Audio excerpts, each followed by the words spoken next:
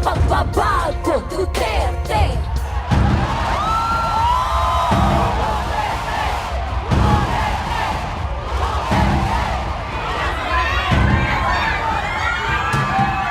I, Rodrigo Roa Duterte,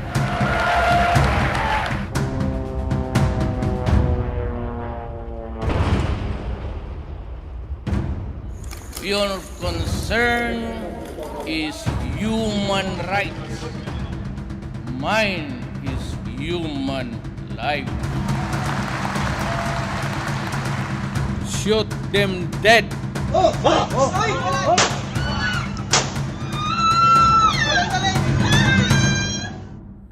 order bago ni Mayor. Di lang daw mo patyon. Kung silo na mo bisong, wala na bisong, wala na may silbi.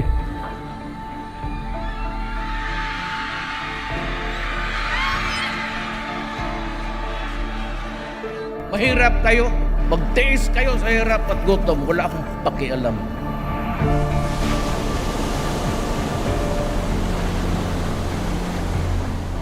Parang alipin po tayo ng China. Parang wala tayong karapatan sa sarili natin. Sa uban. I just simply love Xi Jinping. He understood, he understands my problem, and is willing to help. And I'd like to say thank you, China. Ikaw, ABS-CBN, I will see to it that you're out.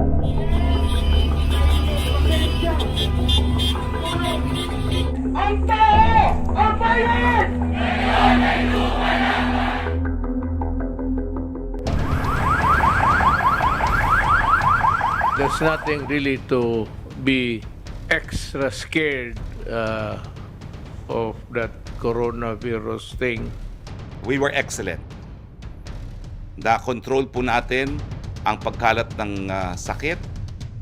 The Philippines' total COVID-19 caseload reaches 1 million Monday, as the Health Department logs 8,929 new confirmed infections. Maliit na bagay ito sa buhay natin. Marami tayong dinaanan, mas grabe, mas mahirap, mas na magluluha ngayon. Gusto ko nang umiyak sa harap ninyo. Hindi lahat may ayuda, hindi lahat nakakakuha ng sapat na ayuda. Gutom yung mga Pilipino and kailangan natin magkaroon ng action. Wala lang isip yung mga gagawin yun. What they just do is just to show to the people that they care, but they do not really care because of their ignorance. Dapat hindi masamain ng gobyerno dahil tumutulong na nga sila eh. Tapos binibigyan pa nila ng ibang kahulugan. Pagbulag ka na, no? Hindi mo na di-differentiate ang liwanag sa dilim.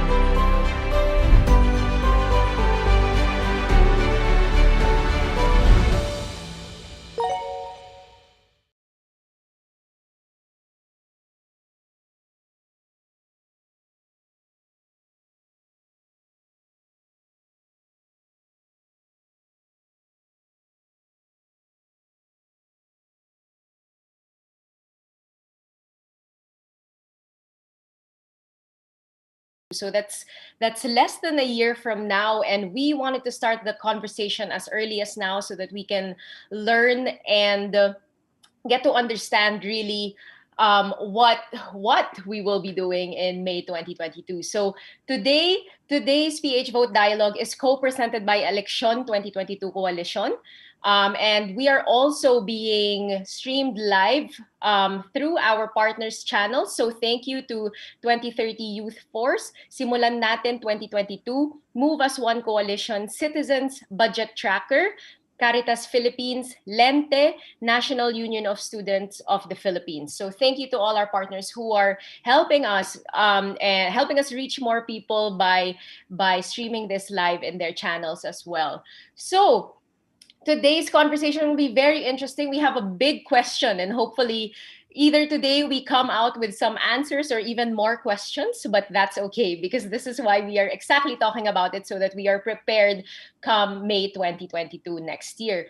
Today, we are talking about what's at stake in 2022 and what will happen for today's webinar. We have two short presentations in the beginning. These two presentations in the beginning will be how we will frame the panel discussion that will follow. So the first presentation will tackle the national and political landscape in the upcoming elections, and then the second will be about the procedures and issues in the election system.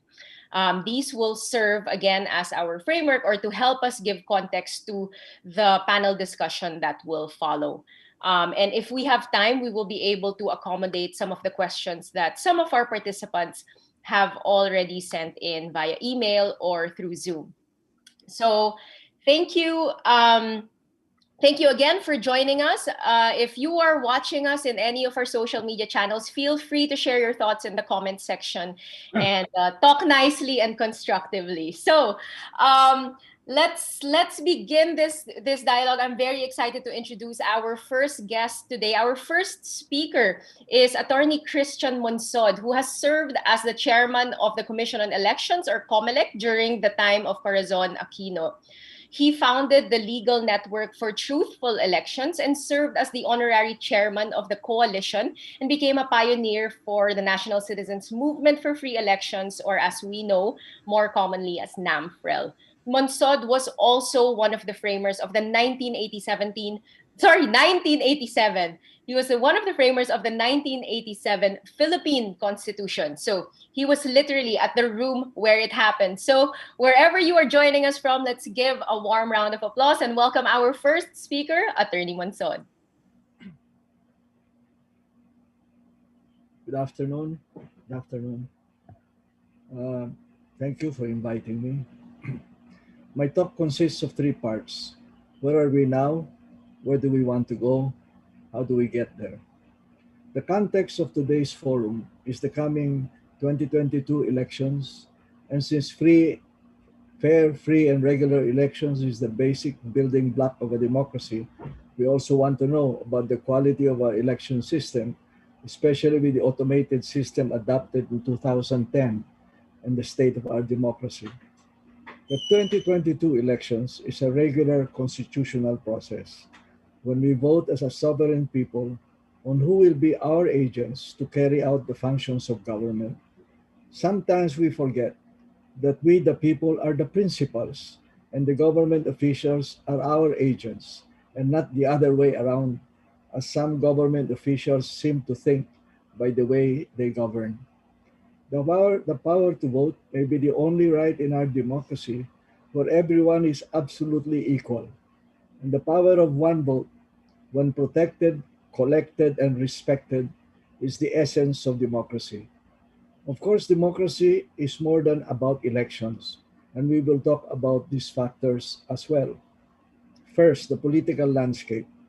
In the constitutional design, the outgoing president should be preparing to step down by now by fast-tracking unfinished promises, unworried about being held to accountability, and committed to a peaceful transfer of power.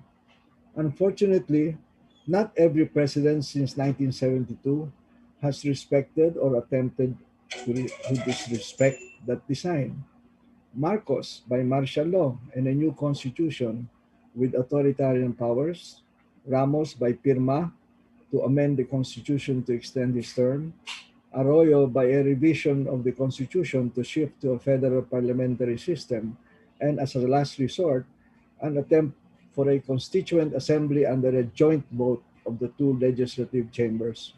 Estrada Arroyo and Congress itself, with JR1, Joint Resolution 1, also proposed foreign ownership in 6 areas of investment: land, natural resources, public utilities, media, advertising, and education.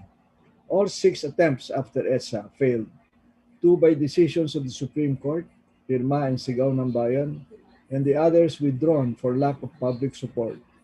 Charter change after the 1987 Constitution were all perceived as smokescreen for self-serving motives, for more power and more opportunities for more money, whether by pork barrel or transactional legislation, at which the Congress and big business are most adept. What about President Duterte? It should be clear by now that his concept and practice of governance involves the use of authoritarian powers. As early as 2015, the candidates, Davao City Mayor Duterte, already mentioned, among other plans, his plan for a revolutionary government. He said he would padlock Congress and the judiciary through extra constitutional means. The Rev Gov, he said, is meant to fix government and the Constitution because according to him, quote, the wellspring of corruption is the Constitution itself, unquote. And from all accounts, his Filipino audiences, whether here or abroad, reacted positively to his statements, even the outrageous with the foul language. Why that reaction? Was it because they saw in him the authentic representation of the real change they have been waiting for? In 2016, many voters deserted the mainstream because, as an observer said, quote, most voters hungered for politicians who can make a rousing argument for drastic solutions, unquote. And if many of us are increasingly frustrated about a system that can't seem to find its bearings, can you imagine the frustration of the poor amidst a first world culture of consumerism and of shameless self-promotion by those in power to preserve the entitlements and domination of national policies? In other words, in Duterte the mayor got it right in 2016 on the deeper yearnings of the people and was elected by a huge plurality. Whether a Rev Gov was a trial balloon or not is really irrelevant. We can only ignore the sentiment behind the vote for him at the peril of undertaking the wrong solutions. What are the options of the president to keep power or ensure his successor that will protect him from accountabilities while in office? The Rev Gov option is no longer on the table. The military, as early as 2016, already said that it is outside the 4 corners of the Constitution and would not support it.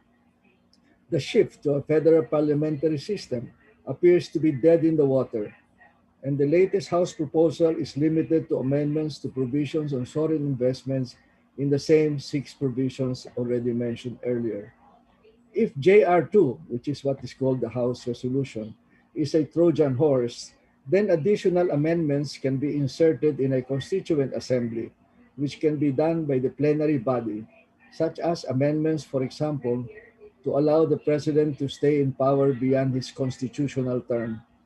I believe that the administration cannot get the 18 votes, 23 out of 24, 18 votes of the Senate needed to support it. However, the political game can drastically change depending on whether or not the Supreme Court will live up to its role in the system of checks and balances.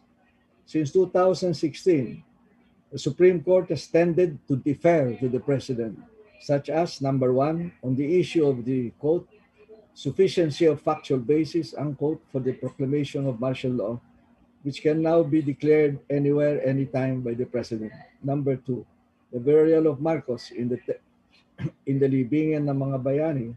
Number 3, the detention of Senator De Lima on the testimonies of convicted felons. Number 4, the removal of Chief Justice Moreno by quo warranto proceedings. And number 5, the denial of the petition allowed by the Constitution on the people's right to know the state of the president's health. There may be another issue for the Supreme Court. On charter change, there is the issue of a separate or joint vote on amendments or revisions to the Constitution by the Constituent Assembly, or CONAS. The latest proposal by the House to amend the 6 economic provisions, Speaker Velasco has stated that the House agrees with the Senate on a separate vote, but the issue might be brought up to the Supreme Court if he reneges on that position, or if a petition is filed anyway by somebody like the Solicitor General asking the Supreme Court to interpret the constitutional provision that says that revisions or amendments may be proposed by, and I quote, the Congress upon a 3/4 vote for all the members, unquote. The framers, including me, have admitted that there was an oversight in the wording because the articles on amendments were approved before the vote for a bicameral legislative department, but that the intent was for a separate vote primarily based on the hierarchy of laws and the bicameral nature of the legislative department. If, however, the Supreme Court rules that the provision should be interpreted literally to mean a joint vote, it will be open season for all kinds of proposals for revision or amendments and subjected to a plebiscite within 60 to 90 days of after the approval by the Constituent Assembly, or even simultaneously with the May 22 elections. It could include constitutional authoritarianism. It could include federal parliamentary system with an open-ended transition period. It could include the replacement of social justice as the heart of the Constitution by the agenda of business as already proposed by the PDP Laban version, and other changes and costs too many to discuss today. Lately, there is the issue that will certainly reach the Supreme Court, whether the president can run for vice president with a person of his choice running for president. A jurist I respect justifies it this way. He says, there is no express prohibition on a president running for vice president, and restrictions on the choice of the people should be strictly construed as undemocratic. My position is clearly it is an ingenious and insidious move to circumvent the constitutional provision on re-election. During the deliberations of the Constitutional Commission, the 6-year term without a re-election was a compromise to the 4 years plus another 4 years provision, and therefore elections are held every 3 years instead of every 2 years. Moreover, I might add, 2 years of the first term is usually spent for preparation for re-election anyway. That is the intent of the no re-election provision. To allow a president to run as vice president would open the door to a term even longer than the replaced provision of maximum of 8 years. Does that make sense? The no re-election provision should be interpreted as also prohibition against holding the presidential office for more than 6 years, with only one exception, as expressly provided: the case of a vice president succeeding to the presidency being qualified to run for president if she has not served more than 4 years as president, like Arroyo. If she serves for more than 4 years, she is prohibited from running for president, even if that is not a case of re-election. And finally, there is the Antiterrorism Act.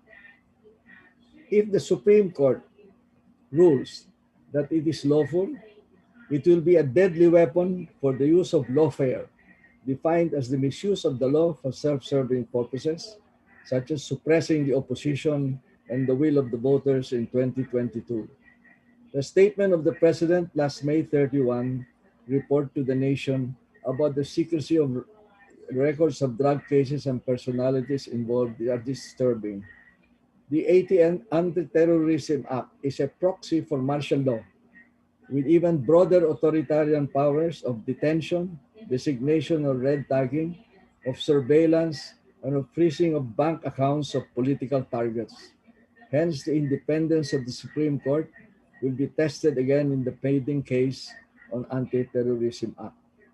The question is, how will the Supreme Court vote on these cases? I will come back to that later. Where are we on the election system? My answer, despite reservations on the lack of private count, despite warnings of potential massive fraud and examples of poor governance in its implementation, automated elections has generally worked, and the results accepted by the people from, from its introduction in 2010 and in 2013, 2016, and 2019. The people liked the ease of voting and the quick posting of the results. The original purpose of automation as planned in 1992 during my watch was to address the problem of massive cheating at the canvassing level, municipal, city, provincial levels. The system adopted in 2010 included an automated count even at the precinct level, but it still involved a paper ballot compared with precinct voting by computer, which still the best evidence in election protests, and a copy of the precinct count is distributed to watchers before the electronic copy is transmitted to the canvassing points as another safeguard. And then there is the random manual audit of ballots at the precinct level as another safeguard. It was not handled well in 2010 by PPCRV, and Number handled it in 2013. We have today with us Executive Director of Lente, Ms. Ona Carlitos, who handled it in 2016 and 2019 when former Commissioner Louis Gia was the supervising commissioner on the task. I will ask her to say something about it later. Both Ona and Louis are members of the Executive Committee of Coalition. In the coming elections, the Comelec is saddled with the consequences of the epidemic, such as, for example, in managing political campaigning, in the logistics of distribution of machines, the assembly line nature of canvassing, and by a bad decision of a previous Comelec to buy the Smartmatic machines and at a high price, and the fact that many machines have to be quote-unquote refurbished and may not function properly, as already happened in 2019. But there is a need for reforms to address the perennial question, are our elections really democratic when warlordism and the so-called command votes are still present in many places, and when money, especially government money, is used to influence the vote? And vote buying is even harder by now to control, with more sophisticated means of transferring money with GCash and online banking. Then there is the failure of the Comelec and the Congress to address the problems and abuses of the party list elections arising from deficiencies in the law, questionable decisions of the Supreme Court, and its poor implementation by the Comelec, and the potential for poor governance at the Comelec because of the tendency of the appointing power to choose commissioners who will do their bidding. This has happened often in the past. By February 2022, the chairman and two other commissioners of the Comelec are stepping down. And with the present vacancy, the president will be appointing 4 commissioners, including a chairman. The present Comelec has not exhibited any partisanship, and I believe will not engage or allow any manipulation of the election results. So the new appointees should be closely watched, especially since the Comelec may be tested soon on the issue of the president running for vice president. Where do we want to go? With your kind indulgence for a few minutes, I would like to use the heroism framework of Philip Zimbardo, author of The Lucifer Effect, in defining where we want to go. We are told that our country in times of division and turbulence is badly in need of heroes. The problem is that hero is one of the most trivialized words in our culture. A returning OFW is hailed as a hero. A boxer knocks out his opponent and is called a hero. A rich man with private charities is lionized as a hero. A soldier who dies in battle against insurgents is buried a hero. Certainly, we can say what these people have done are exemplary in their own ways, and they should be honored. But are they the kind of heroes that come to our minds when we say that our country is in need of heroes? The core of heroism revolves around the individual's commitment to a noble purpose and the willingness to accept the consequences for that purpose. Zimbardo cites two kinds: heroism in service to a noble idea and heroism that involves immediate physical peril, unquote. Then there is the Lucifer effect on the finding that no one is immune from.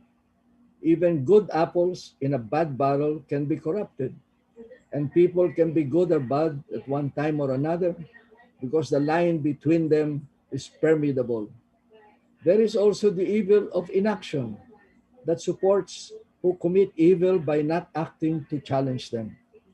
But just as there is a banality of evil, there is also the banality of heroism, where we are potential heroes waiting for our moments to perform heroic deeds.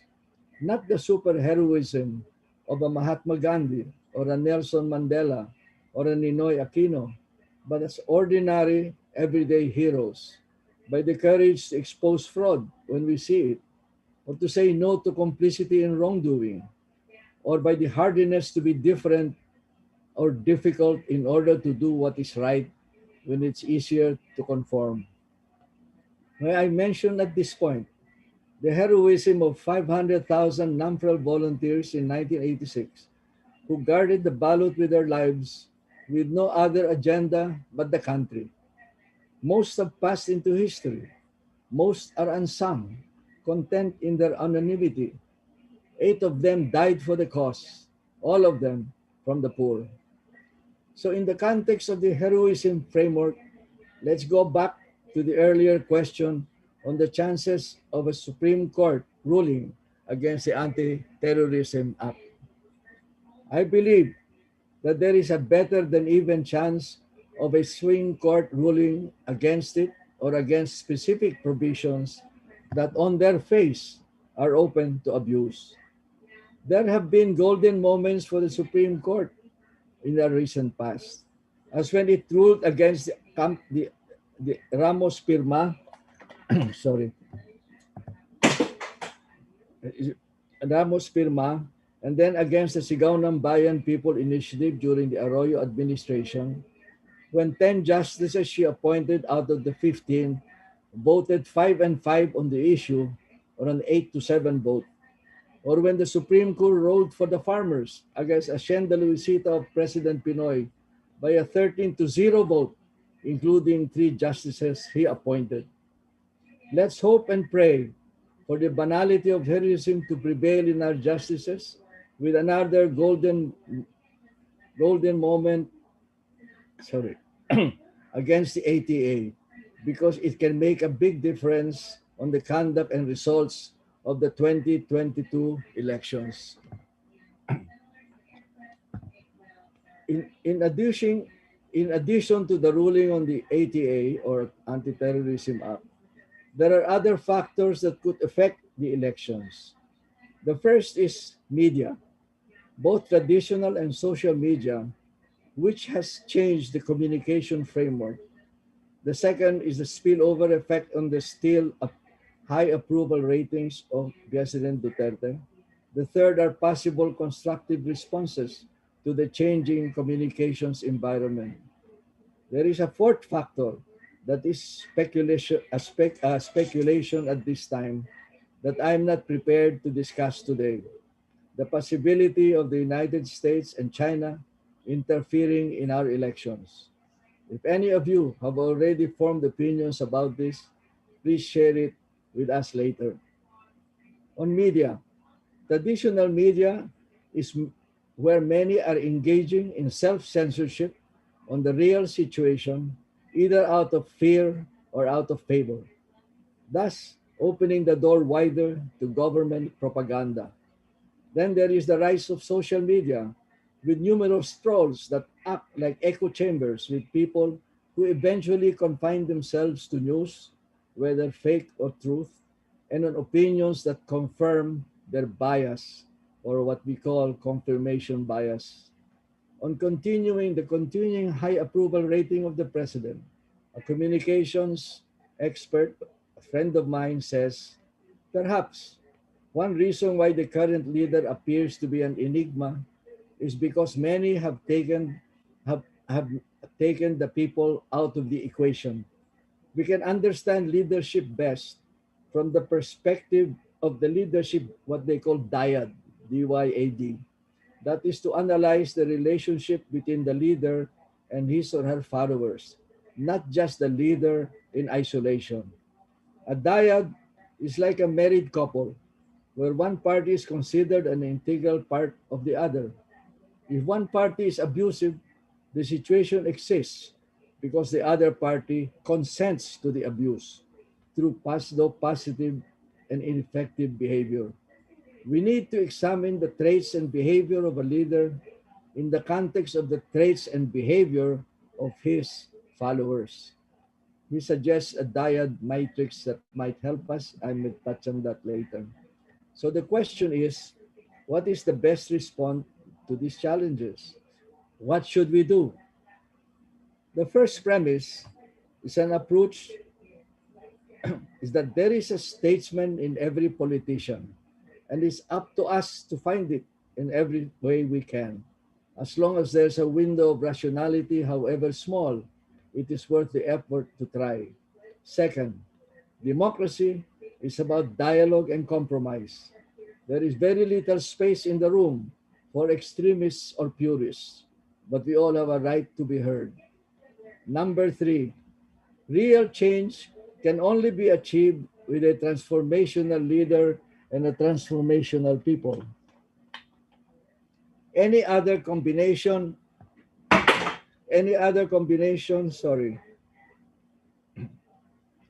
of transformational and transactional people has dysfunctional results.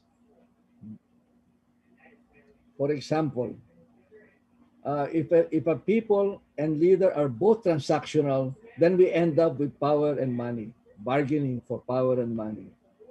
If the people are transactional and the leader is transformational, then we have the long march, like the one of Mao Zedong in China.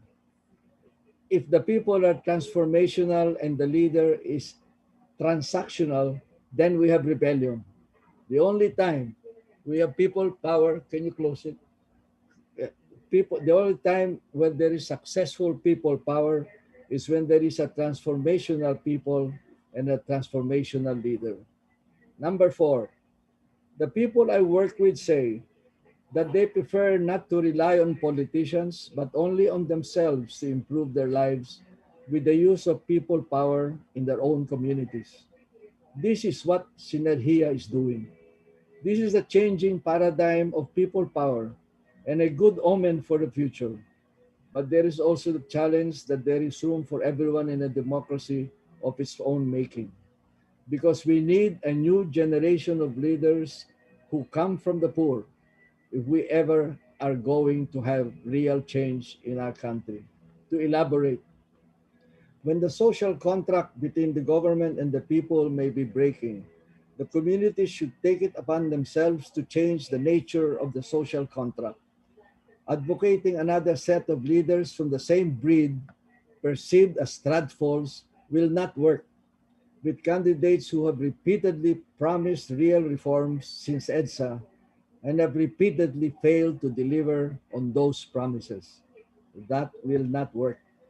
The correct response to this new communications framework are social movements like the community food pantries. It is one of the most visible evidence of failure of government and a powerful response of the people to help themselves. So spontaneous, democratic, caring, inspiring, and done with humility and without drama. Then there is the example of what Sinehia is doing in education of children at the grassroots, where the barangays and the neighborhood help themselves and help their neighbors to improve the education of children.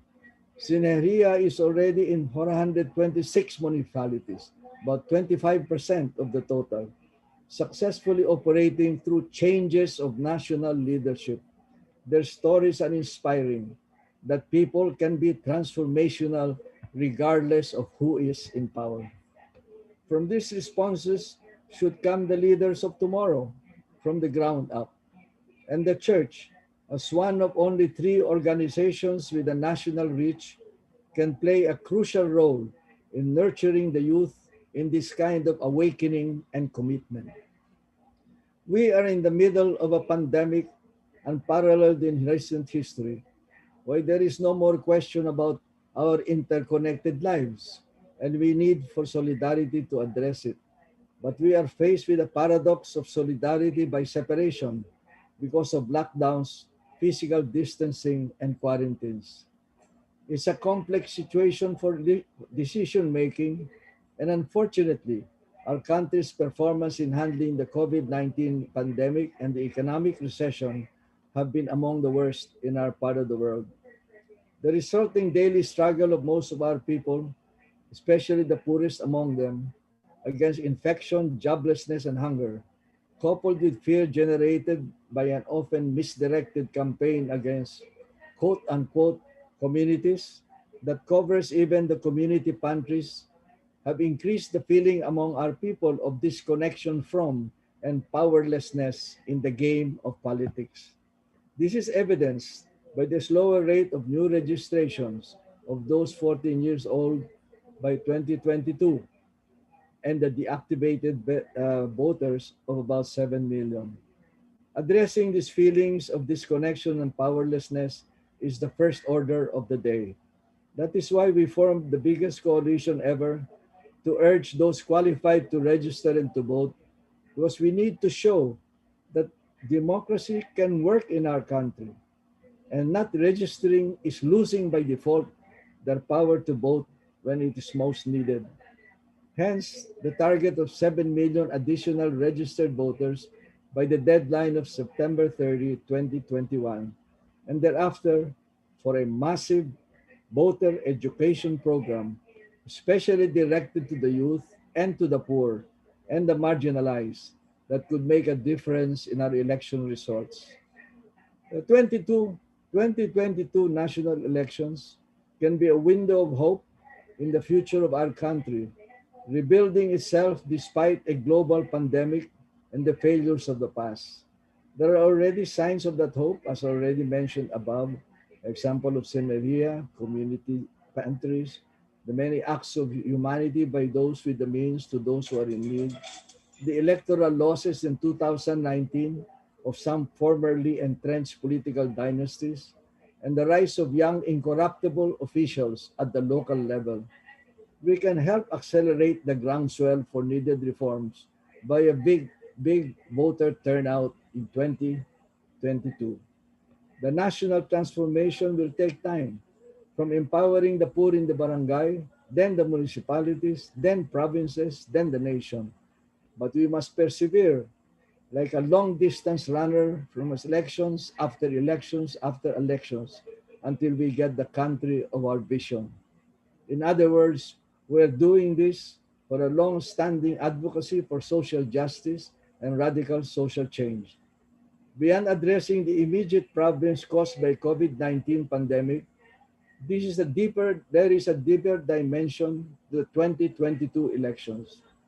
EDSA was not only the restoration of democracy, it was also the promise to the poor of a new social order that every administration after EDSA has failed to fulfill. And those of us who have been in government share that accountability.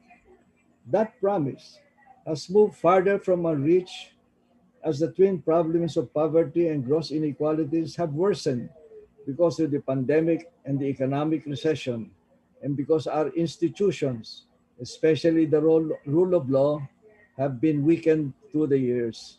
Hence the criticality of our choice of agents in government who will serve for the next 6 years after the 2022 elections. Everyday heroism, everyday heroism is possible and come in the form today of registering and then voting for what believes for one that believes to be noble, especially if doing so is for the good of others, especially the poor. Our poor have been expecting the new social order for 35 years. History has not been kind to our poor, and neither has democracy been meaningful to them. Despite that, surveys show that they want social change achieved through peaceful, democratic means, meaning free, fair, and orderly elections, as opposed to a revolutionary government, a military coup, an open-ended provisional government, or a charter change to extend the terms of office holders. Is that too much for them to ask for? That is why we have to show them that democracy can work in our country. Can we set aside self-interest and our separate causes to help them finally cross the biggest divide in our country, not of culture or of territory or of identity, but the divide between the rich and the poor? Can we relive that historic moment of solidarity of EDSA that moved an international audience to tears by the nobility of its purpose? The power is in our hands. To paraphrase Pulitzer Prize awardee Alice Walker, and I quote, the most common way for people to give up power is when they think they don't have any. Thank you and good day.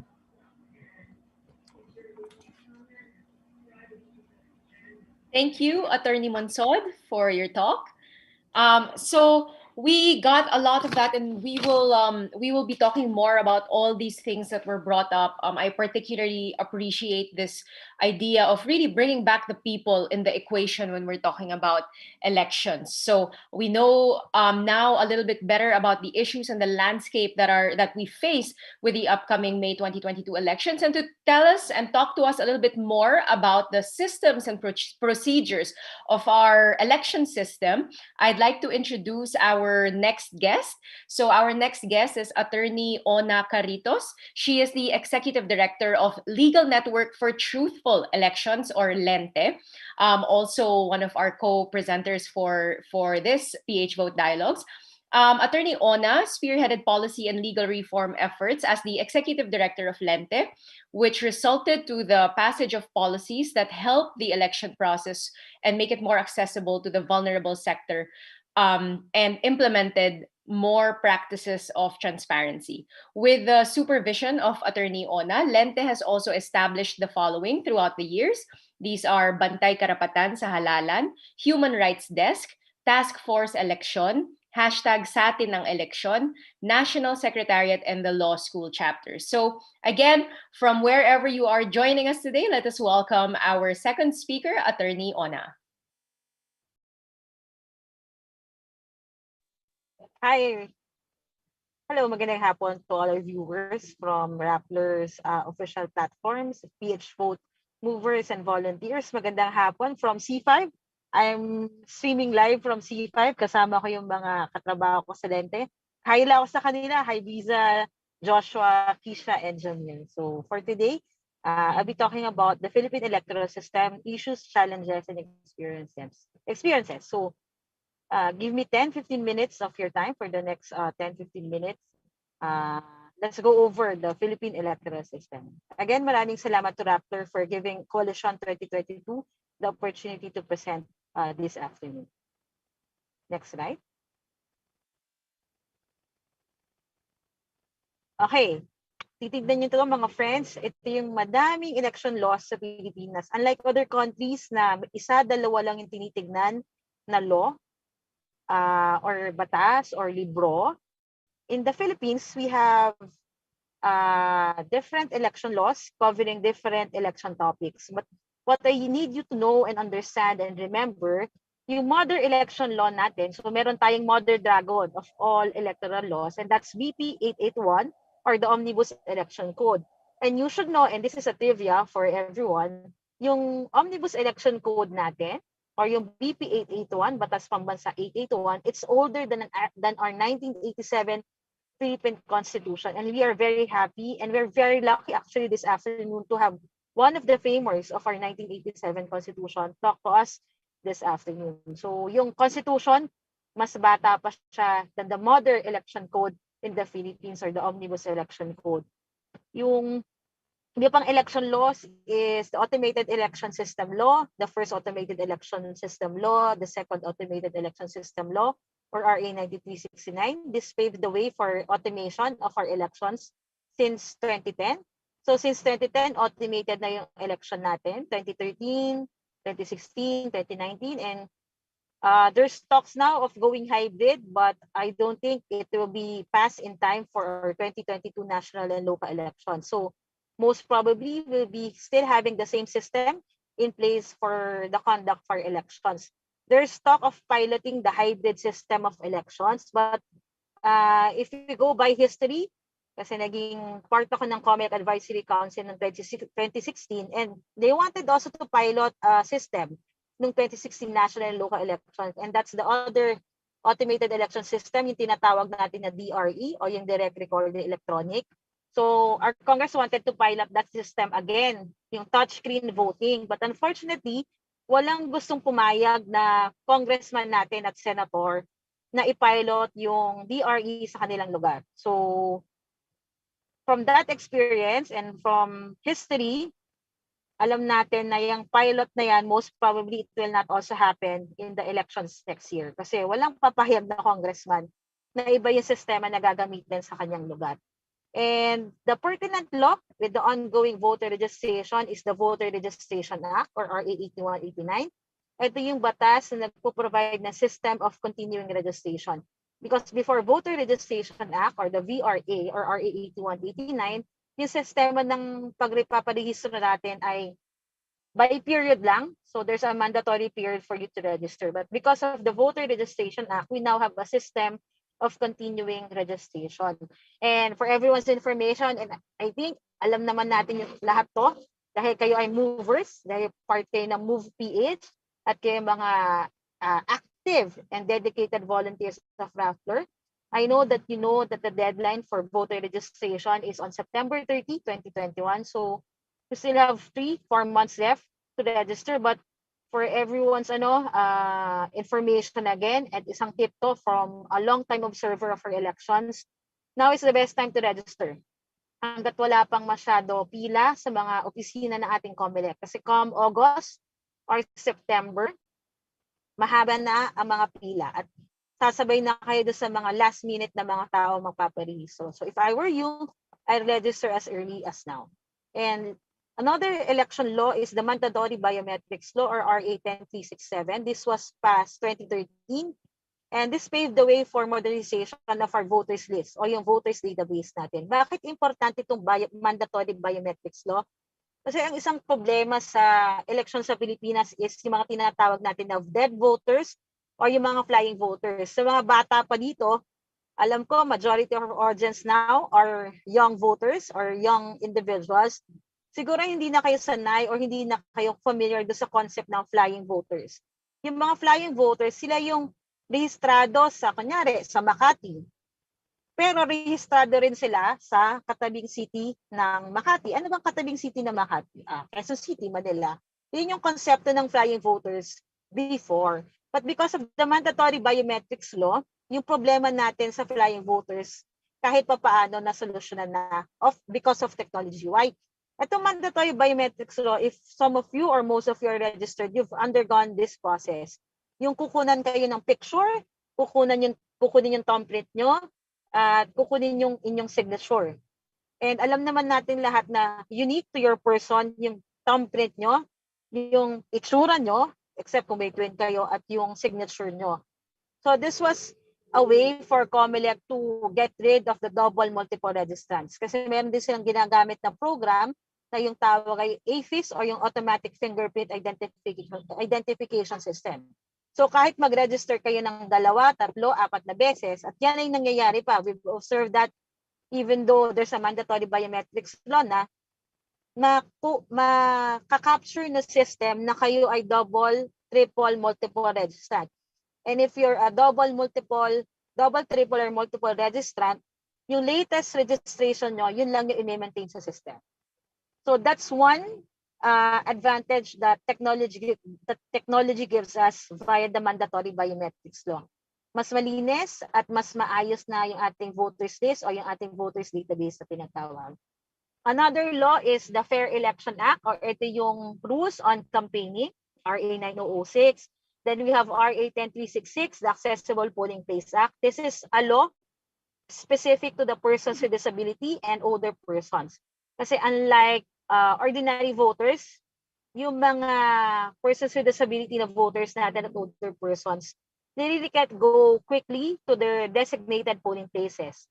Kasi siguro may iba sa inyo alam kung gaano kalayo yung botohan, yung klase kung saan ka bumoboto doon sa gate ng eskwelahan.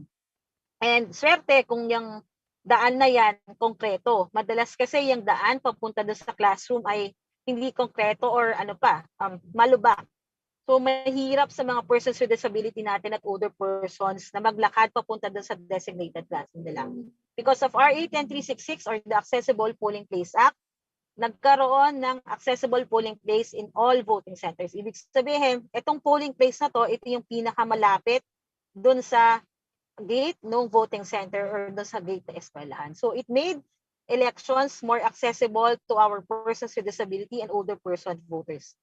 Another law is RA 9189 at nagkaroon na ng second law on overseas voting. Basically, this gave our overseas Filipinos the right to vote. At yan ay nakalagay sa constitution din naman natin at sa mga batas natin. So now, overseas Filipinos, kahit wala sila sa Pilipinas, sila ay nakakaboto. And the modes of voting available to Filipinos abroad, it's postal voting, or they vote via mail, and personal voting. In the second overseas voting law, merong provision for online voting. Kasi yun naman ang laging pinag-uusapan, internet voting. Pero nakalagay doon sa second overseas voting law, kailangan magpag-aralan pa yan ng Comelec at mag-submit sila ng report sa Congress natin. And once they submit a report to Congress, studying online voting, saka lang i-authorize ng Kongreso natin yung online voting. So, sana, with this pandemic, para mas maging useful yung internet voting, no? So hopefully yung provision for online voting after the 2022 national and local elections, it should be studied and pursued finally by our Comelec and by Congress, kasi it would really be helpful to our overseas voters if they will be allowed to vote online or use the internet for them to exercise their right to vote. Kasi yung nila, voter turnout, compared to the national average na turnout natin na 75 to 80%, ang turnout lang ng mga overseas voters natin, pumapalo siya ng 25 to 30% every election cycle. Ganon kababa yung voter turnout pagdating sa mga overseas voters natin. And next slide. Thank you, Kiko. Sabi na maraming election laws yung napag-usapan ko doon. And we have other slides. So for the next 5-10 minutes, I'll be talking about the issues that we identified, the primary issues that we identified that we will be facing for the 2022 national and local elections. Of course, may mga problema sa election na hindi nawawala, like vote buying, just like what CSM mentioned earlier, vote buying, threats, intimidation. But itong na-identify namin, particular siya to the 2022 national elections kasi mas naging prominent yung problemang mga to. And one is on election misinformation and disinformation. And we all have seen how social media and how Facebook has impacted our elections since 2016. A lot of people will say na yung 2016 national and local elections natin, it was our first social media elections. And we saw how social media was able to help a lot of candidates, especially the national candidates, reach out to more voters, tell their stories to more voters. Kaya ganun ka-important yung social media pagdating sa election natin. Unfortunately, the flip side to the advantages of using social media in our election is the spread of misinformation and disinformation. And alam naman nating lahat na noong 2016, it was the year we unfriended our friends na we don't share political views with. It was the year na in-unfriend natin yung mga kamag-anak natin na we don't share also our political views. 2019, it was the year of nagsimula na yung cancel culture.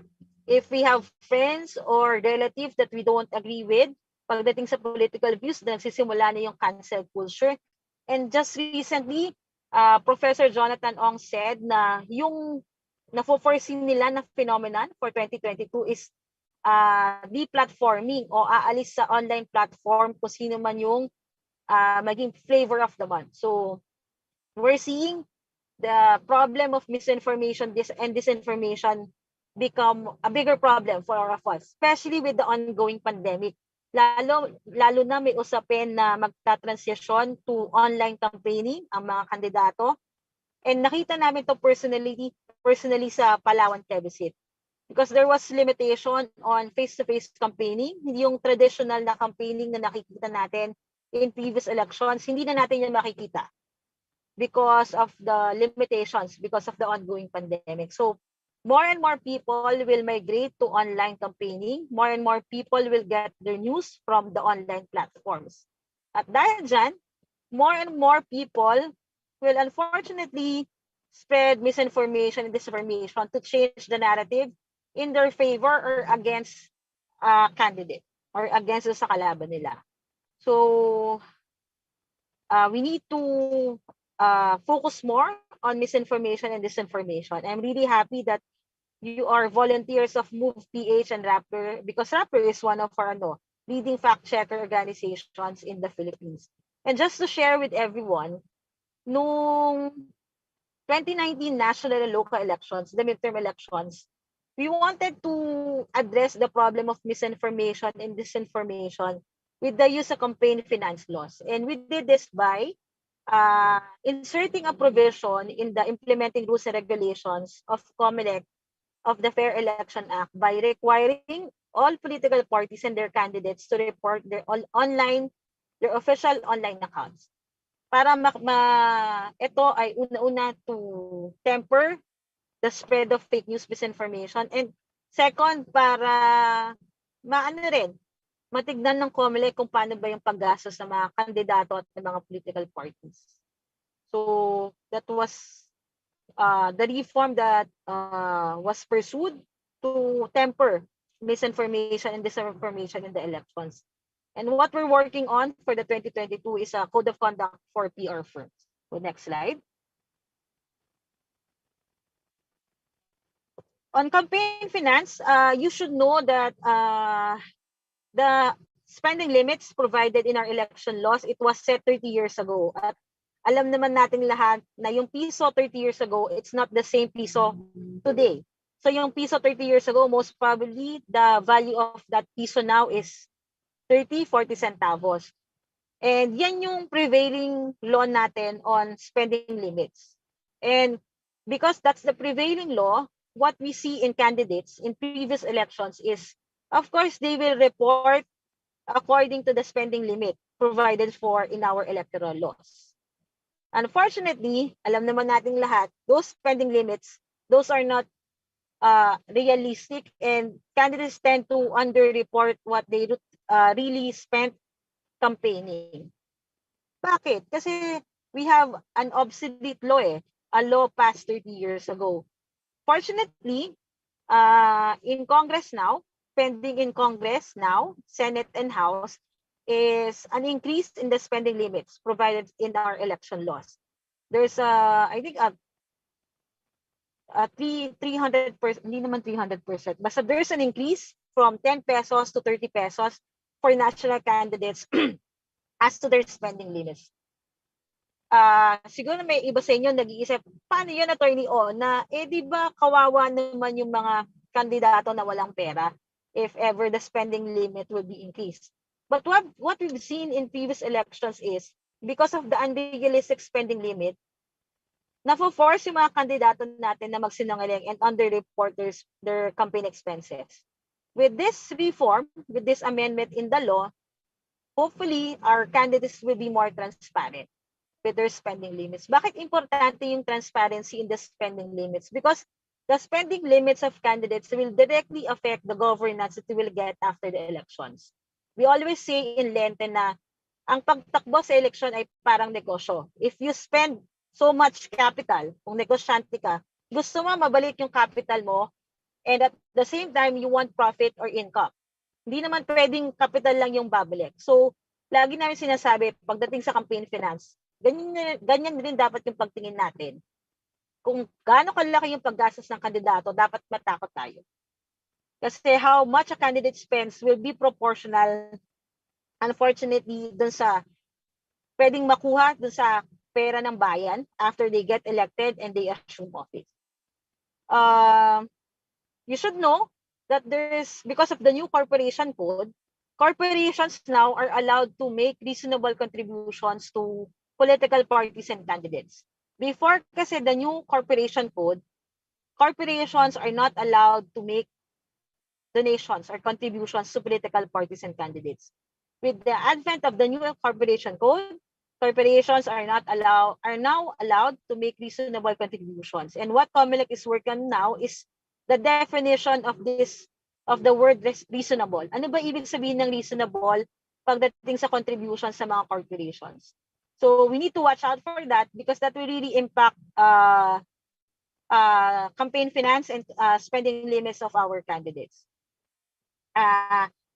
As to premature campaigning, we all know that there's a gap in the law because a candidate now is someone who has filed the certificate of candidacy and has not withdrawn such at the start of the campaign period. So yung tinatawag nating premature campaigning, wala na yan because kahit nag-file ka ng certificate of candidacy on October, you're not yet considered a candidate unless until the campaign period starts, which is February for national candidates and March for local candidates.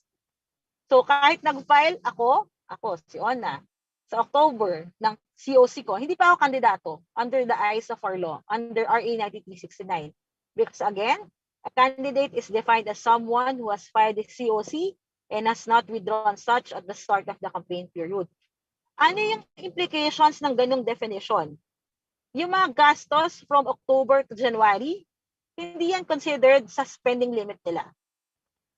So, hindi yan ma-add doon sa kailangan nilang i-report doon sa SOSE or sa statement of contributions and expenditures. So, yun yung implications niya. And hindi sila magiging liable for election offenses because they're not yet considered as candidates. So, hopefully, after the 2022 national local elections, we go back to the old definition of a candidate. Simpleng ano lang yan na, simpleng amendment, but unfortunately, again, I always use that word unfortunately. Nakikinabang kasi yung mga nasa kongreso natin with the definition now of a candidate. So sana, babalik tayo sa old definition, but wait and see tayo dyan. Next slide. Electoral competitiveness. And I want to thank Rappler. Gusto ko pasalamatan ng Rappler for the picture, for the third picture, the picture below, the uncontested election in Sangguniang Kabataan. Kasi yan kinuha namin sa Rappler article ni midterm elections. Alam nyo ba ng 2019 midterm elections, according to this Rappler article, merong 548 unopposed positions. Ibig sabihin, hindi kailangan lang na isang boto ng kandidato na yon sa mga positions na yan para manalo. So our elections are becoming less and less competitive because of these political dynasties.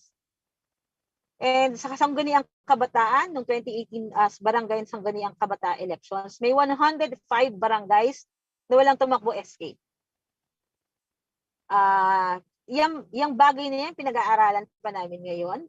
But I want to emphasize that because as elections go by, more and more people are getting tired and getting allergic to our elections. Mas ang pagtingin sa eleksyon at pagtakbo sa politika ay madumi yan, wala akong pera dyan, o hindi naman ako parte ng isang political family, bakit ako tatakbo? And that mindset or that framework or that perspective of looking at our elections, it contributes to the hindi ka electoral competitiveness, the lack of electoral competitiveness in our elections. And na-highlight nyo noong 2019 na madaming posisyon na unopposed. And what we are foreseeing for the 2022 national and local elections, more and more positions will go unopposed. Yung 548 will most probably increase for the 2022 national and local elections. Ibig sabihin, the political dynasties are expanding their powers and they're consolidating their powers all over the country. Next slide. Elections during COVID-19, this is also a problem. This is a big problem in our elections. But hopeful kami dito because a plebiscite happened in Palawan 2 months ago. And Comelec and other stakeholders showed in that plebiscite na we can do it. So the talk of postponing the elections next year because of COVID, wag tayo maniniwala dyan. Other countries have done it. Ang daming bansa all over the world na nakakapag-election naman kahit may COVID. And nagawa rin natin yan dito sa Pilipinas because of the Palawan plebiscite noong March 2021. So it's possible, but we just need to sacrifice more time kasi mas kailangan ng oras ng mga voters pagdating sa botahan next year. Because there are additional protocols to ensure the safety of all stakeholders. For example, in Palawan, bago ka makapasok sa eskwelahan kung saan ka boboto, kailangan kang kuhanan ng temperature. And kailangan mo mag-fill up ng health declaration form. So that entails more time on the part of the voters. So, but it could be done and it can be done. So yun yung dapat nating messaging. Kailangan lang ng additional measures to ensure our safety and to ensure the safety of all stakeholders. Next slide. Moving forward, ito yung mga pwedeng gawin natin. For misinformation, disinformation, one of our major calls is for Comelec to continue mobilizing and using online platforms in their communication activities, in their messaging activities. But what we saw in Palawan is, ang laki pa ring bentahe and people are still using the traditional communication channels like radio and television. And sa mga liblib na lugar, sa mga lugar na mahina yung internet o walang TV, walang regional TV presence, radyo pa rin ang pinupuntahan ng mga tao to get their information. And kitang-kita namin ito sa Palawan. And what we're calling on Comelec is, Comelec, aside from using the online platforms, should also use the traditional information channels, most especially radio, because people still listen to the radio. And with the migration to online channels and with lesser traditional campaigning happening for the 2022 national and local elections, it's more imperative on the part of Comelec to use this traditional information channel. Next slide. On campaign finance, kailangan lang we're more aware on the implication of spending, on the spending of candidates and political parties on governance. Kasi yung pagtingin natin sa campaign finance, EPAL lang eh. Parang yung mga politiko na maagang nag-release ng commercial nila. Ang pagtingin natin sa kanila, mga EPAL or mga e-politicians or e-politicians. Pero sana mas malalim yung pagtingin natin sa effect ng campaign finance pagdating sa election natin and the governance that we get after each election. So ganun sana yung pagtingin natin. And sana i-spread natin yung awareness campaign on the importance of looking at elections from a money in politics lens. Next slide. Electoral competitiveness, we always say in Lente Ron, political participation is more than voting. May ganun kasing mindset ng mga Pilipino, ang pagboto lang yung kanilang political participation. But with what's happening now in the country, with electoral competitiveness decreasing every election cycle, it's high time that we consider, more of us consider running in the elections. And let's start in the SK. Lahat kayo dito sa Move PH, most of you are young. Most of you are in the age category of those who can run in the SK elections. And hopefully, you consider running in the SK elections, because that's the best way for you to partake and take part in our country's future, in our country's situation. And next year, ang laging pinag-uusapan na eleksyon, yung May 2022 national local elections. Ang nalilimutan ng mga tao is, sa December 5, 2022, it's the next barangay and SK elections. And sana wag natin kalimutan yan, because what we've seen in this pandemic, how important the barangay is. Kung gaano kalaki yung role ng mga barangay at ng mga SK officials natin in our way of life, especially during this pandemic. So wag natin kalimutan yung barangay and SK elections next year. And let's consider running in the SK. Next slide. Elections during pandemic, kailangan lang talaga let's register early during this registration cycle.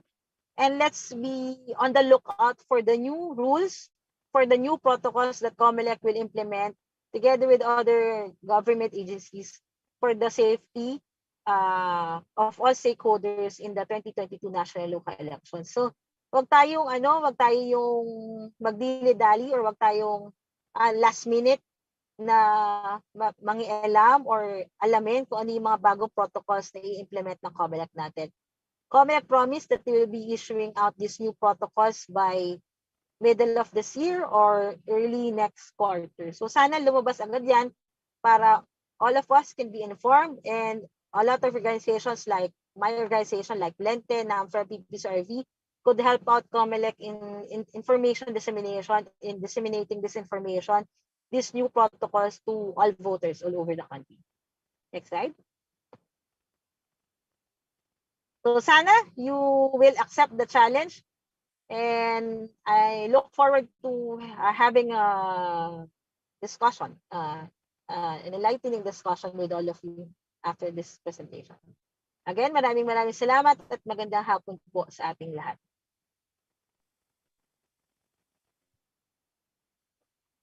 Thank you, Attorney Ona. At syempre, super props to you for doing this presentation inside a car in the middle of C5. So, bilib na bilib kami na nagawa mo lahat ito, na-discuss mo lahat ng laws in the Philippines relating to the elections while sitting in a car. So, thank you po for joining us and for making that effort. Ang galing. And hello also to the people behind you there. So, now, we learned and heard so many talking points from the two presentations that we just listened to, from the Supreme Court, from the different laws that we have, to how people can actually participate, to misinformation and disinformation, the different regulations that Comelec has just introduced for this next election. So there was a lot of things to gain from that, and maybe you were a little bit overwhelmed. That's okay, but that's exactly why we're doing it now. And so I think to respond first to what our previous speakers have shared, I'd like to call on, in our little virtual world screen here, Miss Miriam Grace Go. She is, of course, Rappler's head of investigative and research. So she specializes in covering local governance, campaigns, and elections. So she has previously covered US presidential elections in 2008 as a Jefferson Fellow. And she also learned about local government innovations in Canada as a Marshall McLuhan Fellow, and observed Thailand's election system as a Southeast Asian Press Alliance Fellow. So this is really her jam, as we all know in Rappler. So Miss Gigi, welcome. How are you? How do you feel? What's your response to everything that you just heard? Hello, good afternoon sa lahat.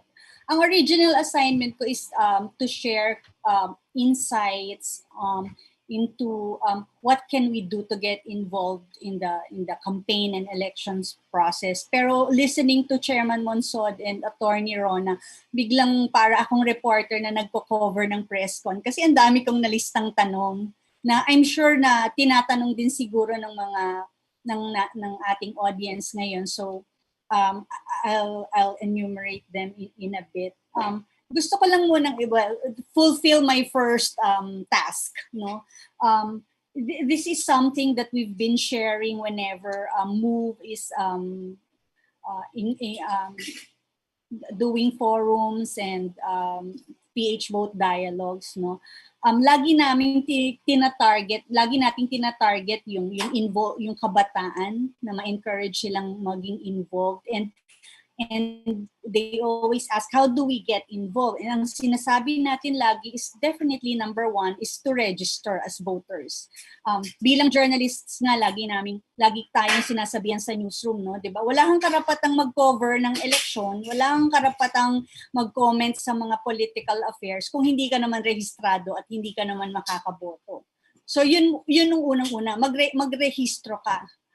Pangalawa, we encourage the youth to play the role of watchdog. Katulong ng ginagawa ni na Attorney Rona. Anong pwede mong bantayan bilang watchdog na kabataan, no? Una, yung registration. Ngayon nag-gather na yung MOVE at yung community unit, social media unit ng Rappler, no? May mga problema na sa registration, malayo pa yung deadline. Things like may dalawang city sa Rizal, for example, na when people try to register, sinasabihan sila na hindi, puno na lahat yung slots ng Comelec until September 30. So, paano magre-rehistro yung mga gustong mag-rehistro, di ba? So, babantayan natin, puno na ba talaga yung slots o may nag-ooperate na sa Comelec doon na ang pinaparehistro lang ay yung mga kaalyado ng politiko. Pwede din nating bantayan yung mga kandidato, qualifications nila, sinong funders nila, ano yung totoong achievements at records nila. Pwede nating bantayan yung conduct ng campaign kapag nagsimula na, di ba? Papasok dito lahat yung in-enumerate ni Attorney Rona kanina na lahat ng binabantayan nila, yung ads, spending limits, violence, vote buying. And then, syempre, pag nag-election na, babantayan natin yung boto, yung bilangan. And then after that, pag may na-elect na, babantayan natin syempre kung how they are doing their jobs as elected officials. And then another role that the youth can play is youth as storytellers. Ito yung lagi nating sinasabi, parang you can become citizen journalists, or at the very least mag-tip off kayo sa legitimate media at sa sa Comelec, for example, ng mga nakikita nyo issues sa inyong lugar. And at the same time, youth as storytellers can also mean you can help counter disinformation. Lalo na yung mga kabataan, sila yung nakababad kasi sa social media, di ba? Lagi nga natin sinasabi, for you to become responsible producer of information, dapat responsible producer ka din, consumer ka din ng information. So, hindi ka nag-share ng kung ano-ano lang, parang the buck stops with you, ikaw ang hindi ka nagko-contribute sa pagkalat ng mga chismis or mga lies and propaganda. So anyway, yung mga tanong na we would like our guests to address as according to their interest and their campaigns and advocacies. I think ang nakikita ko kasing isang common dun sa diniscuss ninyo kanina ay yung tungkol sa social media and how we are going to monitor. It's a good start that Comelec is requiring the political parties and the candidates to register their websites and official social media accounts. Pero we know that na ang reality ng political operations ngayon sa social media is hindi naman yung maglalabas lang sila ng ads or advocacy sa kanilang social media accounts, diba? Paano natin babantayan yung may mga troll armies? Paano natin babantayan yung mga merong inaarkila na Facebook pages or groups na nagpapakalat ng lies and disinformation? I'd like to know if this is something na napag-isipan ng Lente, ng coalition ni na Chairman Monsod, ni na RJ, no, sa youth group. One, and number two is, pwede ba naming malaman, what do you think about the prospects of the several proposals being introduced na hybrid elections, yung i-mail yung pagboto or yung online voting. I think Attorney Ron na-touch on it na, di ba, ng kapraso. But I'd like to know the thoughts of our other guests. Pangatlo, lalabas ko na lahat para tuloy-tuloy na lang yung discussion.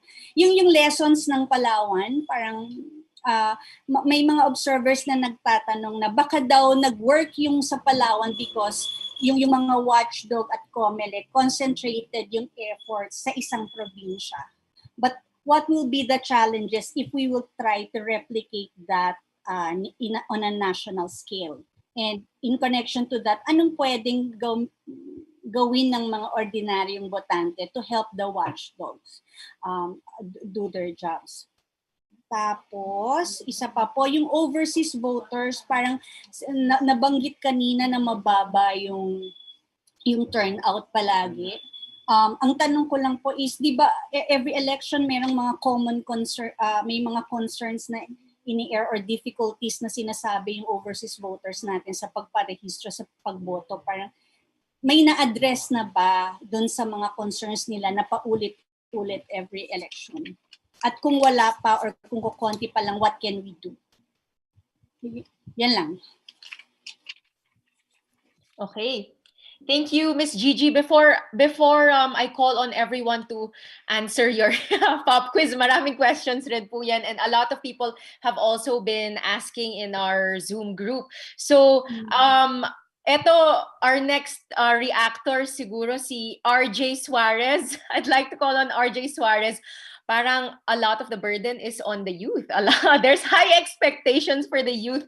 So RJ Suarez is, of course, joining us. He is the acting national president and executive vice president of the National Alliance of Youth Leaders, where he leads the voter registration and education campaign called Tatak Botante. So RJ, kamusta ka dyan? Hearing all of this, mukhang there's high expectations for the youth to really be the watchdogs and to really participate and to go out there and vote. How are you feeling about all of this? Thank you. Magandang hapon po sa ating lahat ng listeners and viewers. First of all, I'd like to thank Rappler for giving a voice to the youth in this discussion. And also, I'd like to thank Rappler for inviting me in this great opportunity to represent the youth. So magandang hapon po sa ating mga official platforms. So unang-una, ang pinakamaganda pong nasabi ni Attorney Monsod kanina is that our country is in need of heroes. Para sa youth, pinakasimple, at the very least, ang hero or ang bayani para sa atin ay yung makikinig sa kabataan. A person who will listen to the youth, who will not back down from any debate, willing to discuss issues affecting the youth in a public forum. Talagang yung bababa at makikipag-usap sa mga kabataan, malaman yung kanilang mga pinagdadaanan. Kahit yun lang po, yun po ang pinaka-basic na hinahanap natin sa isang hero o isang candidate. Mahalaga rin pong na-point out ni Attorney Monsod ay yung pag-aaral o pag-imbestiga sa relationship ng governors and governed, public servants and the public. Kasi parang nakakalimutan ito ng marami nating mga candidates ngayon na hindi sila parang mga Diyos o mga boss, they are accountable to the people, and that kapag tayo ay may tanong, tayo ay mga saloobin, kailangan nilang sumagot at kailangan nilang magpaliwanag sa atin. So kailangan ma-analyze natin yung relationship na ito. Maganda ba itong relationship na ito? Napagyayaman ba natin itong relationship na ito? What can we do? Of course, maging bahagi ng dialogue. Let us exercise our right to be heard.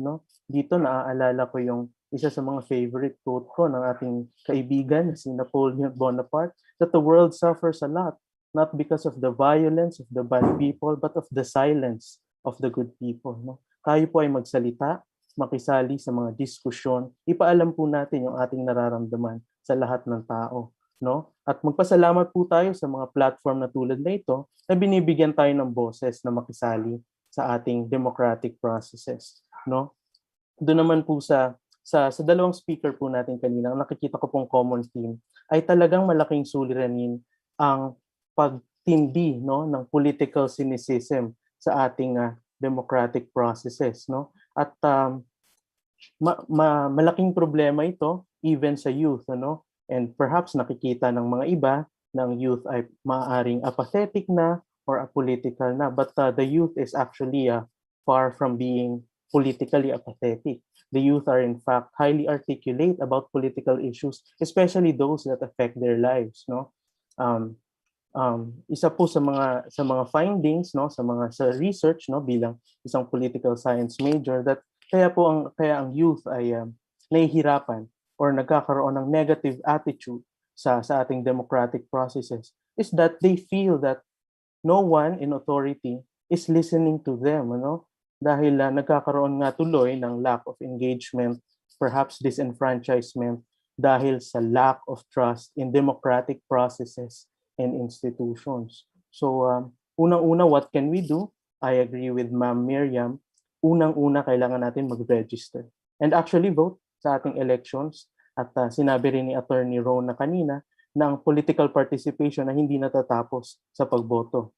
We can participate before, during, and after the elections, beyond the elections. And let's look for other ways kung paano tayo makaka-participate sa ating democratic processes. Sa aking organization, sa National Alliance of Youth Leaders, at sa aming voters education and registration campaign, ang aming mantra ay maging matalino, matalas at malayang mga botante. Kailangan natin maging matiyag, kailangan natin makialam talaga. Kailangan natin manaliksik din, no? Medyo mahirap pero kailangan natin itong gawin para magkaroon tayo ng informed choice pagdating ng halalan. Kailangan din natin maging matalas, maging critical, how we consume information, malaman kaagad natin kung alin ang disinformation dito, kailan tayo niloloko at kailan nagsasabi ng totoo ang ating kausap, no? Sa mga kapwa ko kabataan, tayo ay mga 21st century learners. So dapat i-exhibit natin yung ating mga 21st century skills, no? Critical thinking, media literacy, at i-share natin ito sa iba, sa ating pamilya, sa ating mga kamag-anak, ano? And huli ay maging malaya, no? Maging malaya tayo na makialam, mag-participate, at sabihin yung ating tunay na mga saloobin. At kapag tayo ay magde-decide na sa May 2022, no, ang ating boto ay yung para sa ating pamilya, para sa ating sektor, para sa mga laylayan, nasa laylayan ng lipunan. Maraming salamat po. Good afternoon. Okay. Thank you, RJ. With that, I'd like to call everyone up on screen so we can have a real dialogue. As mentioned a while ago, democracy is the practice of dialogue, and we will talk to each other. We have, people we have people from the youth sector. We have Ms. Gigi, who's a journalist, and of course, in the context of the law of the land, we have two attorneys with us to really give us greater context on this. So I think for this discussion, maybe we can use some of the questions that Ms. Gigi brought up a while ago. So Ms. Gigi, you can go ahead if you want to ask someone in particular or discuss further a certain point that you brought up a while ago. If that's social media or overseas voting, we can talk about that now. Ay, naka-mute po kayo. Okay, sorry. Anybody can answer. Parang yung unang tanong ko lang kanina is, alam natin na limitadong monitoring lang ang magagawa ng requirement ng Comelec na mag-iparehistro yung website sa social media accounts ng kandidato at political parties. Because we know the reality na may mga troll farms or pwede silang mag-place ng ad somewhere else. Parang depende talaga kung papayagan ng mga tech platforms. So how do we go about this? And paano natin ika-counter yung propaganda, disinformation? At paano natin mamomonitor yung kanilang spending sa ads, given the reality? Attorney One, you have your camera on. Baka you can answer that. Because you mentioned rin about how now you have to register your website and your social media profiles to Comelec. So using this new regulation, masasanction ba sila? Paano natin babantayan ito? Noong 2019 midterm elections, it was the first time that provision was implemented by our Comelec. And sadly, it was not that effective. Hindi ganun karami yung nag-report official accounts nila to the Education and Information Department of Comelec. But I hope that this provision will be implemented again for the 2022 national and local elections, and more candidates report their official online accounts. What is new now is yung ads library ng Facebook. I don't know if you're familiar or movers are familiar with the ads library of Facebook, but now you really can't post that easily when you're posting about elections, when you're posting about social issues. You need to register, or you need to have more, you need to undergo more steps for you to post something about the election, something about social issues. And we encountered this personally doon sa Palawan plebiscite because we wanted to share, boost information about the Palawan plebiscite. Happy. But because of this new, this additional step of Facebook na kailangan na mag-register ka, may gawin ka additional steps for you to post or boost your post on societal issues or on election issues, mas nakaka-deter siya ng mga nagbo-boost lang just for the sake of boosting. So I hope we familiarize ourselves with the ads library of Facebook. It's open. We can take a look at it on how much candidates are spending. And just a few months ago or a month ago, lumabas na yan. In one article published by PCIJ, nilabas na meron na mga kandidato tayo, national candidates or national politicians who are already spending in Facebook. And as movers, we need to be informed of this new development in Facebook, and let's keep ourselves informed, first and foremost. Second is, let's continue being part of fact-checking groups like Rappler, like Verifies, because we need all the fact-checkers in the world. We all know that misinformation spreads so fast. Bago pa natin na fact-check, 1 milyong beses na yan na-share. So we need to have more fact-checkers in our country. And lastly, I had a morning session with scholars from the parish of CSM this morning, and they asked me the same question, Happy. Paano nga sila makakatulong sa misinformation, disinformation? Ang practical tip na sinabi ko sa kanila, huwag tayo mag-share nung share ko lang pero hindi ako sigurado. Some of us are guilty of that post. Guilty tayo doon na share ko lang kasi baka makatulong or wala namang mawawala. Diba, RJ, Happy, we're all guilty of doing that. And for all our movers, for all our viewers in this platform, this session this afternoon, let's stop doing that. That's a simple thing that we could do to help stop misinformation, disinformation in the elections. It doesn't help anyone when you share something na unverified or unvalidated because it contributes to the misinformation and disinformation. Wag lang tayo magdi-disclaimer na share ko lang kasi wala namang mawawala. That contributes to misinformation and disinformation. Okay. Thank you. And good thing you brought up about the ad spending monitoring and what you said a while ago na, syempre, the people who spend so much on ads, of course, they'll want a return on investment, diba? So that's the quality of, people who spend that much on ads and what they expect in return.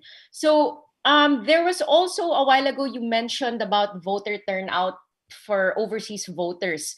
And Ms. Gigi brought up the point na, is it because the overseas Filipinos don't want to vote, or is it because the systems are difficult, or there are a lot of challenges that they face? Ako personally, I am an OFW, so I am based in Sydney, and I still need to go to my embassy to vote. There are certain requirements. So for some, maybe it's easy. What has been the trend in the past elections? I mean, anyone can answer this, for how to encourage more overseas Filipinos to vote, to register to vote.